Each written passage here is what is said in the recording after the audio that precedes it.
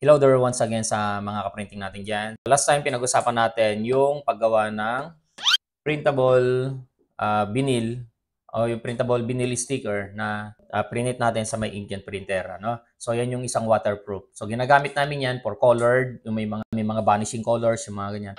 So meron ako dito, eto. So ganito ang gagawin natin. So meron tayong mga sample dyan na nagawa na natin. Check natin. Yan. Kung nakikita nyo guys, no? Etong nasa taas yan, mga yan, printable vinyl ito. Yan. Yung mga nandyan. Buksan natin. Okay. So yan, yung nakadikit sa may pintuan namin, yan ay printable vinyl. Tapos, ito printable vinyl din yan. So ganyan yung ginawa natin. Ngayon guys, ang gagawin natin ay ito. Yung mga solid colors na nakadikit yan sa may pintuan natin. Yung nakikita natin sa mga mostly sa mga shops, yan.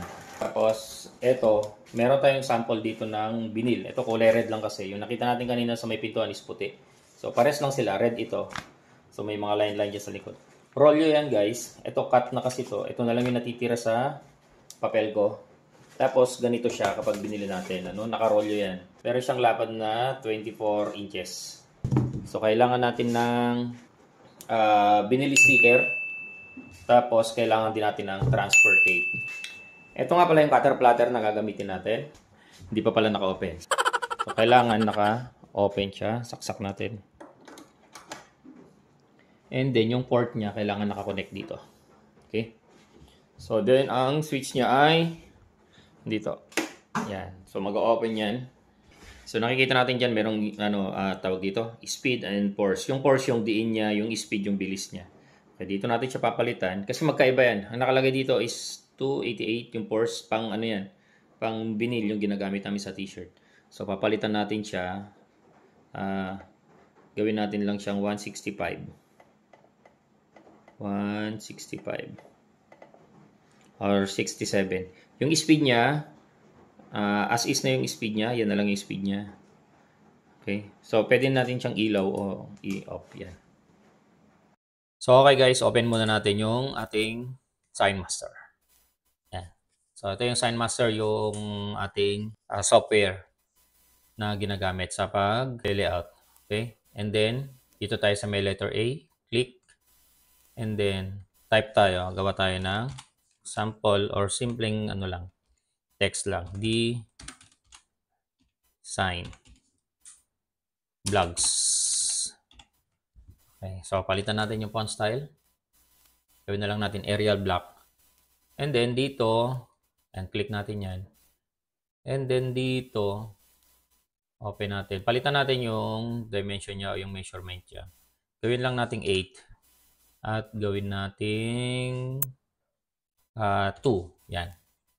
So, yan. Ito yung gagamitin natin. Ito yung i-cut out natin. So, yung nakikita nyo yung square dito. So, yung square dyan guys, ano lang yan, guide natin. So, pwede natin palit-palitan ng sizes yan. Kung ito, nagdedepende yan kung gaano kalaki yung sticker na isasalang mo para makita mo kung magkakasya yung mga letterings na ilalagay mo dyan. So, guide mo lang yan. Pwede mo palit-palitan yan. Yung regular size na lapad ng ating car sticker o yung vinyl sticker natin ay 24 inches. So, pwede natin palitan ng 24 inches yan. O, di ba lalapad yan.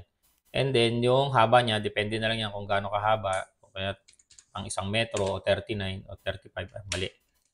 Yung, yan, click lang natin sa labas. Then, 39 kung pang 1 metro. So, yan. Ito lang yung ikakat natin, pero ang laki-laki yung vinyl. Pero since na maliit lang yung natin, okay na tayo dun sa dati. Yan. Okay guys, select lang natin yan. And then, punta tayo dito sa taas. Yan, yung parang cutter dito. Tapos, make sure na itong mirror dito ay nakapatay. Okay? So, dapat yan, naka-off yan. So, dapat hindi siya naka-mirror. Then, cut. And then, okay. Yan.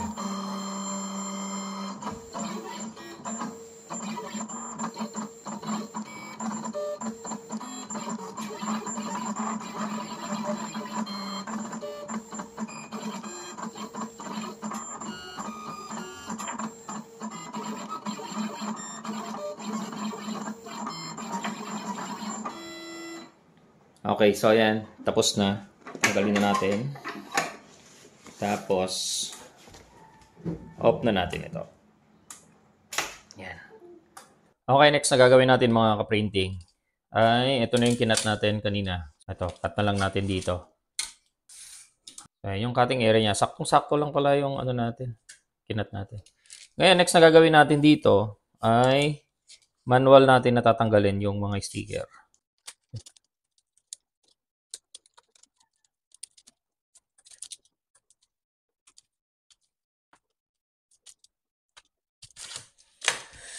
Okay, meron na tayong design vlog. So, next na gagawin natin ay paano natin siya ididikit.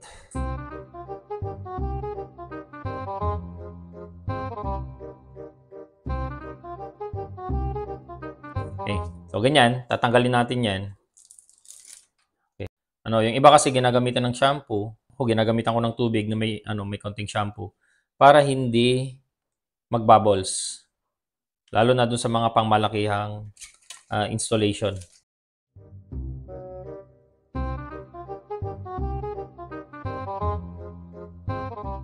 Ayan. So, ganyan ang magiging itsura niyan, nakadikit. So, ngayon ang gagawin natin ay okay, sa pagkakabit nga pala nito, para mas mabilis siyang kumapit, ginagamitan to ng heat gun o kaya ng blower. Yan. So, meron na tayo vinyl sticker. Okay, so yun na nga yung process ng ating cutout sticker. Balik rin natin para para design. Okay? So, disclaimer lang, no, hindi ako expert. Yung mga pinakita ko sa inyo o yung mga napanood ninyo ay based on my own experience lang. Matibay naman na yan, yung mga sticker na mga in-install namin sa mga ibang shops na ganyan din. Buo pa naman. Wag mo lang sasadyain na tutuklapin, mga ganon. Kasi once na tinuklap mo yan, masisira na yan. O doon sa mga nagtatanong kung paano naman na-i-install sa motor yan, meron akong short video niyan doon sa YouTube channel namin. Sa mga customers natin dyan na lagi nagtatanong, magkano ba ang magpa-sticker? Iba-iba kasi yan sa presyuhan. Message nyo na lang ako kung paano ang presyuhan yan. Okay? So, meron kaming una, yung ordinary sticker, yung sticker paper. Yung pangalawa, yung printable vinyl, yung piniprint sa inkjet, yung with phototop. And then, pangatlo is meron kaming vinyl sticker. Etong mga to ay ino-offer namin dito sa may Design Printing Services. Pwede nyo kaming i-message dyan. Next time ulit, gagawa ulit tayo ng panibagong video kung ano yung mga ino-offer namin dito sa may Design Printing Services.